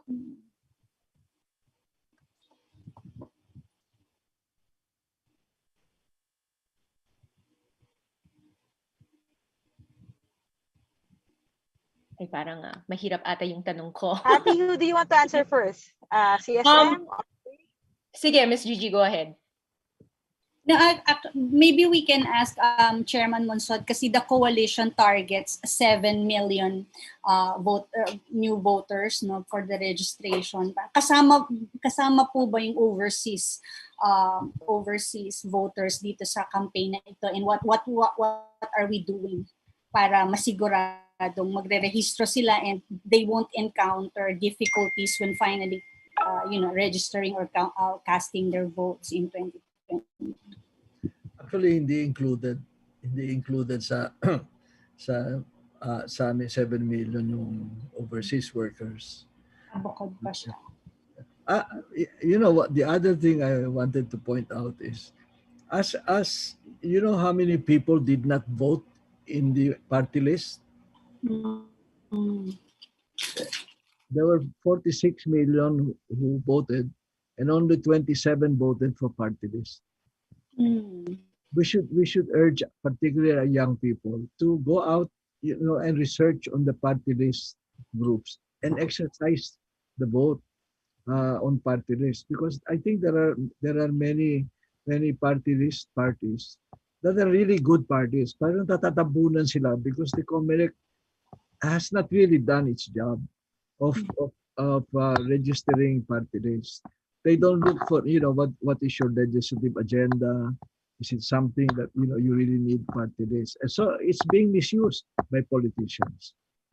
So I urge young people to research on this and cast a vote in the party list for the people who should be heard. Imagine 19 million did not vote in the party list. Only 27 voted out of 46 or 45. Diba? And we need those people in Congress. Yung merong 190,000 votes, meron ng seat eh. They already 195, under 200, they have a seat. Because they give away the seats because there is a cap of 3, diba? So there are only 2 who deserve 3 or more. The others are all just given. In other words, they gave the votes of this big vote to party list. So I think that is one campaign that we should get involved in. Sir, but sometimes voters naman are saying, how do we get to know all these parties? Kasi every election, parang 80 to 100 plus na party list groups yung na-accredit ng Comelec. Meron bang pwedeng ma-improve sa system of accreditation? You can ask Comelec, and you can also Google on what these groups are. No? But it just takes a little patience to go through this because the Comelec is not handling it properly. That's why you see all of these names, and you see people in Congress who, when they get there, they just form alliances with the big ones. They're really a very constructive voice in the debate. Like the one who, for example, filed the foreign investment. When you listen to him, he's party list. When you listen to him, he said, how did he get there? Is it the kind of guy you want to listen to? Kasi may loophole eh. As I was talking yesterday, what's the loophole? Number 1, walang anti-dynasty provision yung party list. Number 2, the best decision is the one by Justice Carpio that comes closest to the definition and features of the system. But it missed, it created a loophole. It said that the candidate must be organic to the party legislation, part of it. So a farmer must be a farmer. But kasi sinabi nila, somebody who has a track record of advocacy can be nominated. And that really opened the door. And then you have somebody in Forbes Park representing the security guards of the Philippines. I mean, that's nonsense. And they should cover, to stop that loophole. In addition, of course, we need the anti-dynasty provision in the party list law. But the Comelec has not moved on it. And hopefully we will try to do so. But Comelec must be the one to lead organization there. Right. Thank you, Attorney. Actually, listening to all of this, for a first-time voter, this may seem very overwhelming. Like, because there are lapses in regulation and things like that, so much of the burden now is then on the voter. Sometimes we think voting is just as simple as turning up and shading a piece of paper and then you're done. But the research and the things that you have to be knowledgeable about there's so much. You have to know the party lists, research all the party lists, research, the candidates, look at their ad spendings, look at their track record. So I'm curious, RJ, what do you think about this? Do you think this will actually make people feel like grabe, it's so hard, ang hirap-hirap naman, it's too difficult, so hindi na lang ako magboboto. Is this a sentiment that you have heard, or how do you feel about this, RJ? Oh yes, totoo pong sentiment yan dahil kung tutusin, napakahirap talaga ng political participation, but that's what makes it special. No? Kasi ito ay nagpapalakas ng democracy natin. Elections are inherently connected to democracy because it is elections that build democracy. And for a functioning democracy to survive, kailangan talaga nito ng isang literate, populist, proactive, productive populace, no? Tayong body politic. So hindi yun talaga nagtatapos sa pag-vote lang, sa pag-register, pag-vote. We have to participate before, during, and after. And that, balikan ko lang konti yung sa party list system, totoo po yun, parang na-bastardize yung main intent ng party list system because supposed to be, binibigyan lang natin ng representation ng mga marginalized sectors so that they will have a voice in legislation. Pero ang problem, kung sino-sino na lang, perhaps yung mga ibang congressman din dati lumipat lang ng party list, and then para sa aming mga youth, no, ang hirap din pumili nung kung anong party list yung aming susuportahan because it represents different advocacies. So this may be a call to the youth na rin na, oh, let's make more party lists representing the youth. Kesa naman hayaan natin yung mga other party lists posing to be a youth party list. I'm not sure if ano na ang advocacy nila ngayon, kung ano man yung hindi ko napapangalanan na party list na yon. Malanan na natin. Napakadali lang naman pala manalo. So tayong mga youth, marami naman tayo gumawa pa tayo ng more party lists, no? And let's support those na nagcha-champion naman ng mga issues. Can I suggest, yung mga youth groups, you farm out, let's say there are 80, all right? There are 8 groups of you. Each one researches on 10 or 5 and so on. And then publish it. Well, let people know who those people are and who their nominees are. Importante yung nominees because of that loophole. Happy, can I just add to what RJ said? Natutuwa ako na sinabi ni RJ na mag-mobilize yung mga kabataan para sa party list. Kasi, you know, numbers, I go by numbers. In the 2019 midterm elections, yung ages 18 to 29, 31% yan of the voting population. If we do the numbers, 75% yung voter turnout. Out of the 31% dyan sa 18 to 29, roughly mga 14 million yung bumoto dyan sa age range na yan, 18 to 29. Alam mo ba, RJ, na yung last na party list na nakakuha ng seat ay Kabataan Party List. At yung Kabataan Party List was only able to get 195,000 votes to get one seat. Yes. Tapos 14 million kayo. 18 to 29. Kaya yung sinabi ni CSM na mag-mobilize kayo, farm out. Do that kasi you only need 200,000 votes to get one seat in Congress as a party list group. And you're 14 million. And I think with your group, kayang-kayang 200,000 votes. So, kailangan pag-isipan natin yan, RJ. Na-excite ako dun sa numbers and na-excite ako na you're calling on your fellow young people to mobilize for the parties and go by the numbers. 2019, 200,000, one seat, Kabataan Party List. Alam mo nga, we've been saying this, yung sa Rappler Plus briefing natin, Happy, no? Although sectoral yung kampanya, kailangang mag-strategize yung mga organization in terms of localities. Kasi andun pa rin yung makinarya na magde-deliver ng boto. So kung youth group ka, instead of like just blindly campaigning na vote for the youth organization, mag-target ka na Calabar Zone, vote reach, dito ko kukunin yung 400,000 ko para may 2 seats ako. Or di ba Central Visayas, dito ko kukunin yung 200,000 ko para may isa pa akong seat. Party list organization. Tama na po yung vote wisely. Tama po yung ganyan mga strategy. Tama na yung vote wisely natin. Kasi vote wisely, so what does that mean, di ba? I have a suggestion. You know, like the youth groups, why don't you form a coalition?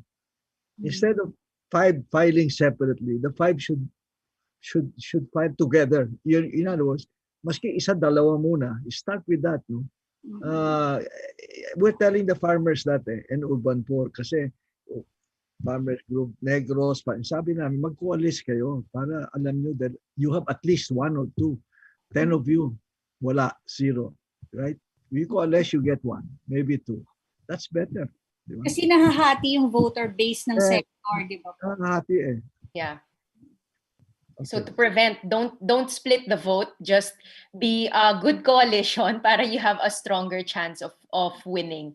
So I think that's a good way to think of it strategically, na not to split the vote.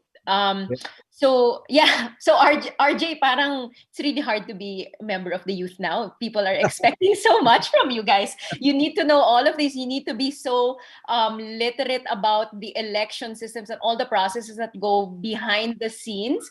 Ang dami. Actually, what I'm interested in is now, how does this affect the way the media will cover elections? So Ms. Gigi, I want to throw this question to you, because given there are so many moving pieces in terms of elections, we touched on some of them, from the Supreme Court to Facebook ad spending to party lists. There is so many things you need to be monitoring. And then each candidate, parang how do we focus our media coverage of the Philippine elections? Yung promise nga natin sa Rappler, di ba, parang magfo-focus tayo sa botante, sa campaigns, at saka sa proseso. Iiwasan na natin yung ang nagiging bida sa campaign coverage ay yung politicians and political parties. Yes, we will scrutinize them, pero iiwasan natin yung mga horse race kinds of stories na sino nagtap sa survey, sino yung maganda ang reception sa ganitong province. Hindi parang kailangan para ma-empower yung boses ng botante, ipo-focus mo sa kanila. Anong gusto mong sabihin? Anong gusto mong mangyari? Anong issues mo? Yun yung una. Tapos pangalawa, kailangan all-out yung news organization. Parang this is the kind of coverage na hindi pwedeng isang unit mo lang yung tututok. As you said, Happy, ang daming aspects ng campaigns and elections na kailangan lahat monitoring. So, kung may data unit tayo, research unit tayo, sila magbabantay nung paano yung mga ads sa Facebook, paano yung mga performance nila sa tech platform. May bukod noon, parang sino yung may mga backroom deals sa mga politicians, reporters ang bahala doon. Parang lahat tapos and then anong sentiment sa baba, bahala doon yung social media saka community natin. Parang anong efforts ng communities na kailangan ma-amplify at ma-promote, move ang bahala doon. So kailangan talagang all hands on deck dito sa coverage na. Excuse me, can I just say something? Sure. Yeah, this is how it works in our country. We have so many good young people who really want to help the country. If there is 1 or 2 among you who happen to be in the family of a justice of the Supreme Court, can you talk to your dad or your mom and say, can we have a golden moment? Mom, can we have a golden moment? Dad, just one golden moment, right? Antiterrorism law. One golden moment. That would really hurt in the elections if that is ruled as lawful. Okay, that's the way it operates, right? So we have many young people here. If you happen to be in a family of the justice, talk to your mom, dad, or brother, or uncle, or whatever it is. Please. Okay. Actually, Happy, lumalabas yan sa maraming youth voters forum ngayon, no? Parang nagtatanong yung kabataan, ano pong gagawin namin para makausap, makumbinsi ang parents namin? Kung hindi man siya justice na dapat bumoto ka this way, parang yung parents namin na kailangang maliwanagan sa issues. How do we talk to them without offending them na nagmamarunong tayo sa matanda? Parang ganun. Yeah, exactly. And we were actually talking about this before we went live. That in the previous election, what I noticed, it was so divisive in the sense that before, families used to vote together. They're like, oh, we're one family, we will vote for this candidate. But in the last election, you really saw the children voting differently from their parents. And I don't know how it looked like in their dinner tables, kung nag-aaway ba sila or what, were there golden moments. But even me personally, I experienced that. I saw that how not only were we divided as a nation, but even between us in families, we were voting for different people. And I think that what's nice about that is that, firstly, the youth are thinking for themselves, meaning just because their parents voted for them doesn't mean that they're also going to follow suit. So I think that's an important way also. How are we going to deal with this? Do we predict that it's going to be divisive, and how are we going to deal with, are we going to continue unfriending people if we are, going to vote differently? What do you think, Attorney Ona? Ako, I would start with, let's cancel the cancel culture. Parang the cancel culture, it removes all the discussion all the opportunities for us to continue the conversation if we cancel the conversation or a certain person. And with what's happening now and what happened in previous elections, na sabi mo nga, happy, may mga pamilya na magkakaiba yung boto, and you don't want the conversations to end with you being silent to each other. Parang you need to continue the conversations, and you need to respect the other person's views and political values. At the end of the day, may kanya-kanya tayong pagtingin sa mga bagay-bagay, but there's no need to cancel another person just because his political views are different from ours. We need to continue, we need to engage, we need to talk with each other. And that's the start of having more substantive discussions. Bawal na yung cancel culture, because the cancel culture eradicates all opportunities for engagement and for change. So yun, happy. I don't know with RJ or so it's SM. Well, the problem is this, no? But we are used to making decisions based on, is it a rational choice? But I think the approach should be, is it a moral choice? And you can sit down with people and say, please, on this one, can we have a moral choice? Okay. So I think I feel that in this webinar we aimed to answer a question, but we ended up with more questions in the end. So I think we started with telling, because we are we want to end this webinar. We are close to our closing time. I want to know, so the name of this event was "What is at Stake for the 2022 Elections?" And I think I'll hear from each of you, and just for you to answer that question in whatever way, whatever that provokes in you. What for you is really at stake for this in the next Philippine election? So I'll start with you, RJ. Yes, in less than a year, before the May 2022 elections, we will be deciding who our next public servants will be. Public servants, yun yung lagi natin ipaalala sa kanila, public servants. And these people will chart the course of our nation in the next 6 years, or it's a national level. They will be in charge of the post-pandemic Philippines, and will deal with our country's most pressing problems, serious problems on debts, healthcare system, education system, national sovereignty. Napakadaming at stake para sa youth.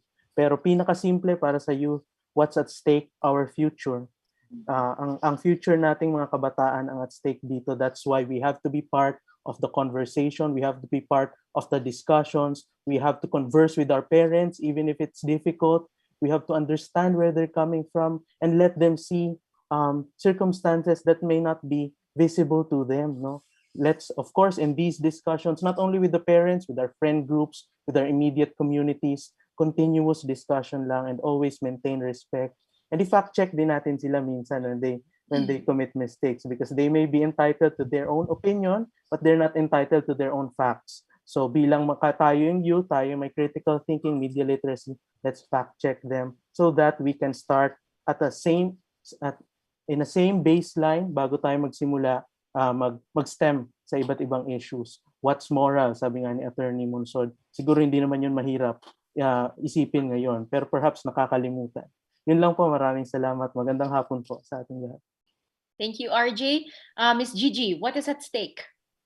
At stake, as RJ said, yung future ng kabataan. Parang for the longest time, kung may mga maling naging desisyon yung matatanda na nakaapekto sa mas bata na generation, parang this is their chance to take back control of their future. Sinasabi natin sa campaign natin sa Rappler, we're also taking back the country after we've lost so much in terms of yung regard natin for life, respect for human rights, yung satisfaction natin sa mediocrity, sa pangit na serbisyo. Aalisin natin yan lahat eh. At wala namang ibang magdidikta noon kundi tayo through the kinds of leaders na iboboto natin. Pangalawa, what's stake is I think yung sense of responsibility mo sa sarili mo, yung konsensya mo na may nakita kang mga mali at gusto mong mabago pero you're just sitting by at palalampasin mo yung one big chance mo to do something, to contribute something, to achieving what you want for your future. And that is to cast your vote. So yun, pag pinalampas mo to, wala kang karapatang magreklamo na naapi ka, di ba? So parang... Hey, thank you. And who knows what will really happen in the future, di ba? Attorney Ona, what is at stake? Ako sa akin yung sagot ko doon sa tanong mo, what's at stake for the elections next year? Ako yung perspektibo kung kaano ka-importante ang isang gobyernong maayos. COVID has shown us how government really works, how government should work and really works for us. Lahat tayo apektado ng COVID. Mayaman, mahirap, nasa labas ka ng Pilipinas, nasa loob ka ng Pilipinas. All of us are affected and were affected by COVID. And this is the first time in a long while na pupunta tayo sa eleksyon, na ramdam natin na meron tayong pagbobotohan talaga. Compared to previous elections, masyadong nasa langit ang pag-elect natin ng mga politikos because we don't know how the government functions, how it intervenes or ano yung importansya niyan sa buhay. Nitong isa't kalahating taon na meron tayong COVID, we all understand and we all felt how the government operates. And dadalhin natin yan sa election next year. And this is the only election in a long time na lahat tayo may dala-dala sa mga eskwelahan pagboboto na tayo. So that's what's at stake. We all know how important the elections are next year. And we all feel and we all felt how important it is to vote for a good government. So that's it. Thank you. Really, a right to a better life, diba? That's really what is at stake because we've lost so much. So yeah, really, how are we gonna vote in the next elections? And Attorney Monsod, what is at stake? Well, you know, what is at stake here is our promise of a new social order to the poor. We haven't done it in 35 years. And you know that it also makes good economic sense because inequality is a glass ceiling to economic growth. And high economic growth is what we need to address inequality. It's a vicious cycle. And today, even if we think it's against our own interest, what we want is a new social order to address the poverty and inequality in our country. And that over the long run is the solution to all our problems. So that, to me, that's it. That's the ends.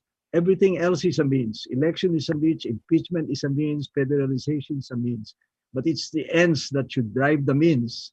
And what is the end? Finally, to deliver a new social order to the poor.